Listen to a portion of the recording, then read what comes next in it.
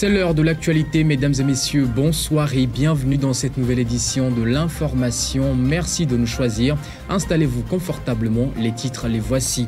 Nous parlerons urbanisme dans cette édition. Le ministère a annoncé la signature d'un nouvel accord avec la société Adoru Douja Promotion, une société marocaine. La structure devra mettre en place à Lomé 1000 logements collectifs. D'autres précisions dans ce journal. 5 juillet 1884, 5 juillet 2023, exactement 139 ans déjà que le roi Mlapa III de Togoville procédait à la signature du traité de protectorat avec l'allemand Gustav Nachtigal. Retour sur ce traité qui plaçait le territoire togolais de l'époque sous la protection allemande dans cette édition.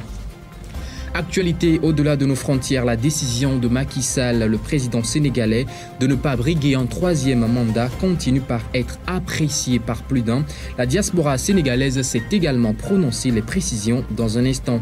Puis nous irons au Burundi, les nouvelles coupures de 5 000 et de 10 000 mises en circulation en juin dernier au sein de la société suscitent des réactions mitigées. Les précisions tout à l'heure. C'est tout pour les titres de ce soir. Restez avec nous, les précisions, c'est dans un instant. Ce 5 juillet est une journée mémoriale pour les Togolais qui se souviennent du début de la colonisation jusqu'au 27 avril 1960, date de l'indépendance du Togo. Cela fait exactement 139 ans aujourd'hui que le pays avait été lié aux Allemands à travers la signature du traité de protectorat en 1884. Les précisions de Bella Quinvi. Il y a de cela 139 ans jour pour jour que les nations togolaises se rappellent de la signature du traité de protectorat entre l'Allemagne et le Togo. En effet, c'est le 5 juillet 1884 que l'explorateur allemand Gustav Nachtigal signe un traité de protectorat sur la plage de Baguida avec le chef local de Togoville, Mlapa III. Ce traité marquait le début de la présence de l'Allemagne au Togo, qui s'achèvera d'ailleurs en 1918 avec la défaite de Berlin lors de la Première Guerre mondiale. Il faut souligner que le traité plaça le pays sous le protectorat allemand. Après de durs labeurs, les Allemands arrivent à conquérir un espace de 90 400 km² auquel ils attribuèrent le nom Togo, une période à laquelle les Allemands ont fait du Togo une colonie particulière avec un essor économique très remarquable, ce qui faisait du pays une colonie modèle. Après la Première Guerre mondiale, les Allemands sont chassés du Togo par les Français et les Anglais. Ainsi, le pays fut partagé entre deux parties, une partie occidentale qui couvre une superficie de 33 800 km² confiée aux Anglais et rattachée au Ghana. L'autre partie orientale, d'une superficie de 56 600 km² est confiée aux Français. Cette dernière constitue de nos jours l'actuel Togo. Les chiffres sont sans appel. Le secteur de l'habitat et en particulier celui de l'habitat social connaît un grand déficit au Togo. Dans la perspective de remédier à ce dernier, le ministère en charge de l'urbanisme a annoncé la signature d'un protocole d'accord avec la société Adoru Douja Promotion en vue de la construction de logements collectifs sur l'ensemble du territoire togolais. Les précisions d'Elodie Yenchabré. Face aux besoins sans cesse croissants en matière de logement au Togo, le gouvernement n'hésite pas à prendre des initiatives portant de nombreux projets immobiliers. En effet, malgré l'afflux sur le marché autant public que privé, les statistiques font état d'un déficit de 500 000 logements, dont 100 000 à Lomé. Dans la perspective de remédier au déficit de logements actuel, le ministère en charge de l'urbanisme a annoncé la signature d'un protocole d'accord avec la société Adoru Douja Promotion en vue de la construction de logements collectifs au cœur de la capitale. Selon les termes de l'accord, la société basée au Maroc, spécialisée dans le bail des biens immobiliers, devra présenter à l'État togolais dans un délai de 5 mois un premier descriptif du projet précisant le parti architectural retenu et les éléments majeurs du programme de construction. À terme, la société construira, via ce partenariat public-privé, 1000 logements collectifs décents à Lomé. Ce nouveau partenariat s'inscrit dans le cadre de la mise en œuvre du programme de construction de 20 000 logements prévu dans la feuille de route gouvernementale 2020-2025. Vient s'ajouter à celui conclu il y a 2 ans avec l'institution panafricaine Shelter et d'autres partenaires tels que le SFI, la BAD et la BEAD. Par ailleurs, rien qu'à Lomé, 100 000 familles souffrent de la pénurie de logements, une situation qui doit interpeller le gouvernement. L'initiative pour la certification d'une cinquantaine de produits prioritaires togolais, projet porté par le gouvernement et relative à l'accès des produits locaux au marché, a fait objet d'un atelier de sensibilisation ce mardi. Il était question de concevoir le document du dit projet en mettant un accent particulier sur la certification et l'accréditation aux acteurs concernés. Le point avec Nadège Arlidja.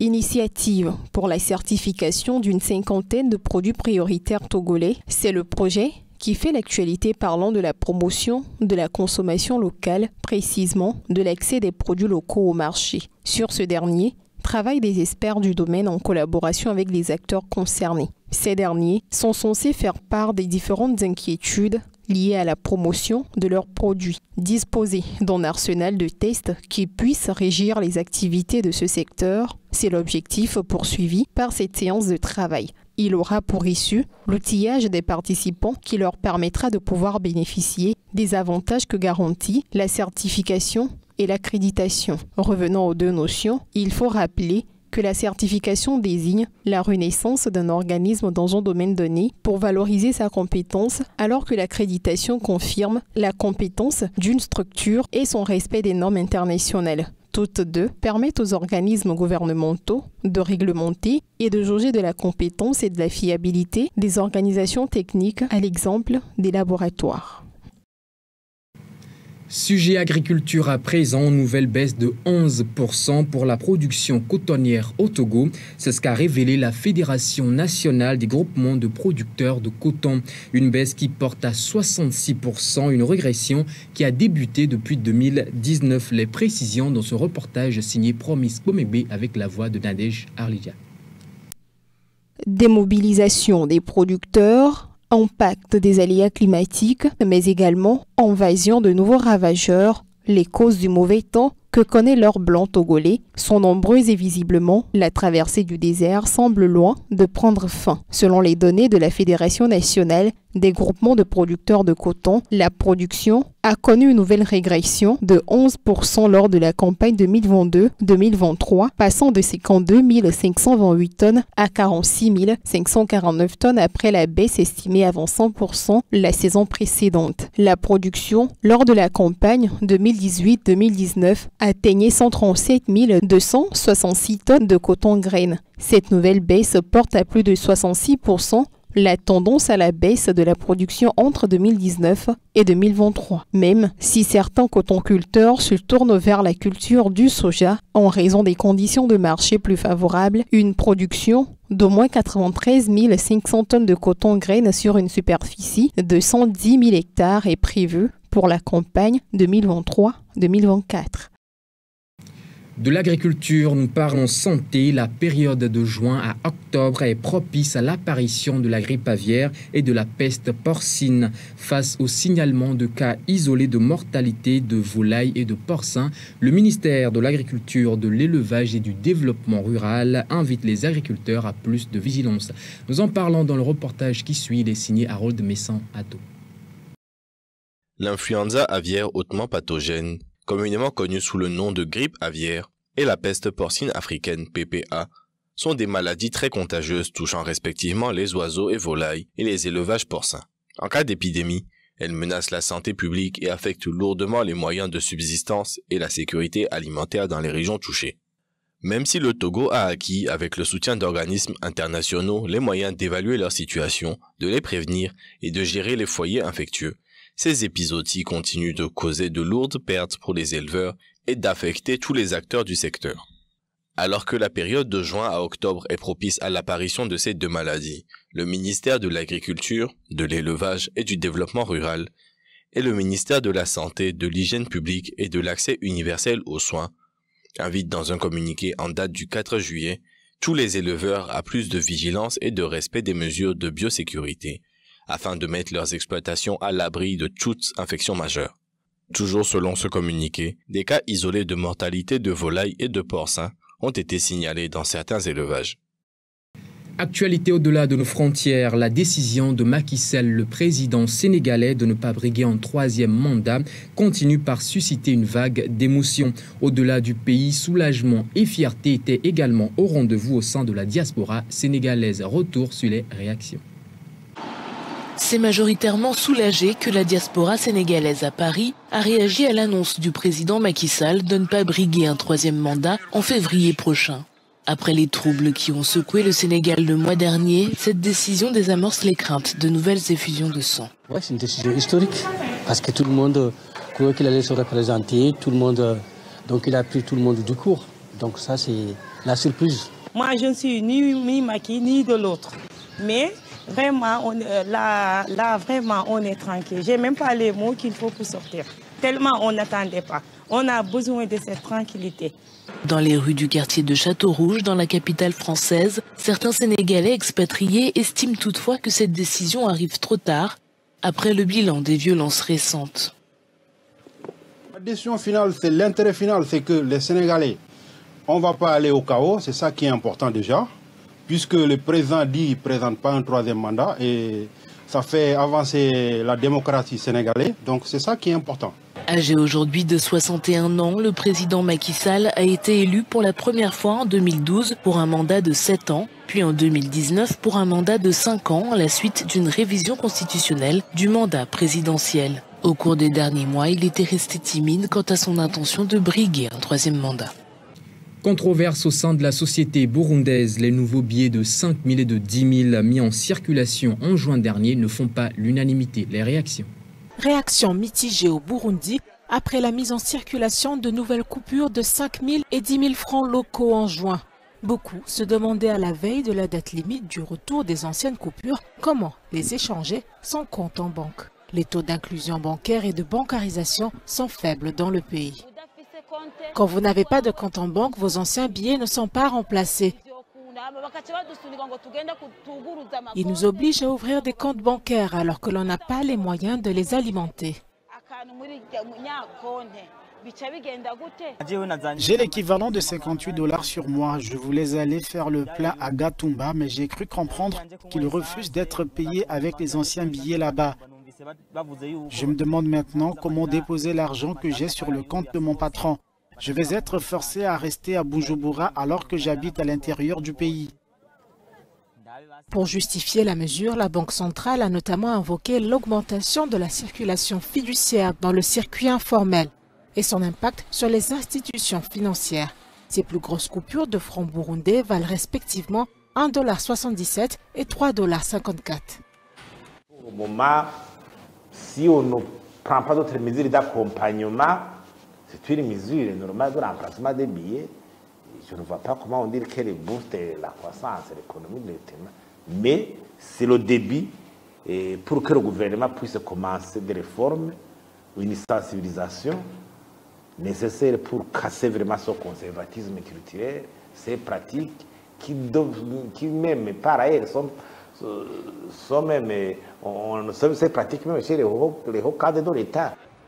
Le remplacement des coupures de 5 000 et 10 000 francs burundais est censé aider à la lutte contre le blanchiment d'argent et la thésaurisation. La couleur est le principal changement qui distingue les anciens billets des nouveaux. Lundi, un homme âgé de la quarantaine a été tué lors d'une bagarre entre habitants et migrants de Sfax en Tunisie, alors qu'un dernier hommage est rendu aux défunts. De jeunes Tunisiens ont appelé à la vengeance. Les Tunisiens ont rendu un dernier hommage à l'homme poignardé lors d'une bagarre entre des habitants et des migrants. L'incident fatal qui a eu lieu à Sfax lundi en fin de journée a ravivé les tensions dans cette ville côtière devenue le deuxième point de départ pour de nombreuses personnes originaires d'Afrique subsaharienne désireuses d'atteindre l'Italie. Des jeunes Tunisiens présents aux funérailles de la victime ont appelé à la vengeance. Aujourd'hui, nous sommes dans une situation difficile. Il y a un grand nombre d'immigrés clandestins et cela s'ajoute aux problèmes qui existent déjà en Tunisie. La nouvelle de la mort de l'homme âgé d'une quarantaine d'années s'est rapidement répandue après qu'une vidéo montrant le corps de la victime gisant dans son sang dans la rue ait été publiée sur les réseaux sociaux. Les réactions vidéos, dont certaines avaient des connotations racistes, comprenaient des appels à l'expulsion des migrants africains de Sfax. 3 migrants originaires du Cameroun ont été arrêtés en tant que suspects. Toujours en Tunisie, l'appel à la vengeance de ces jeunes lors de ces funérailles n'a pas laissé les forces de sécurité tunisiennes indifférentes. Par crainte d'émeutes, ces dernières ont dû amener plusieurs migrants d'Afrique subsaharienne dans un poste de police de Sfax. Le point. En Tunisie, plusieurs migrants originaires d'Afrique subsaharienne ont été escortés dans un poste de police de Sfax par crainte d'émeutes, tentant d'être transférés ailleurs. Selon un responsable de l'ONG Forum des droits économiques et sociaux, certains migrants auraient été conduits vers une zone proche de la frontière libyenne. Cette évacuation subvient après que des jeunes Tunisiens ont appelé à la vengeance des funérailles d'un homme poignardé à mort au cours d'une bagarre entre les habitants et les migrants lundi soir. Sfax est le point de départ d'un grand nombre de traversées illégales vers l'Italie. Ces habitants protestent régulièrement contre la présence de migrants en situation irrégulière dans leur ville et réclament leur départ. Dans les quartiers populaires tels que Rabd, où sont concentrées les populations issues de l'immigration, des violences verbales et physiques éclatent souvent entre les deux parties. Fin mai, un migrant béninois de 30 ans a été mortellement poignardé lors d'une attaque menée par un groupe de jeunes Tunisiens dans un quartier populaire de la ville côtière. Les propos du président Kais Saied en février dernier, défendant l'immigration clandestine et la présentant comme une menace démographique pour la Tunisie, ont encouragé la multiplication des violences.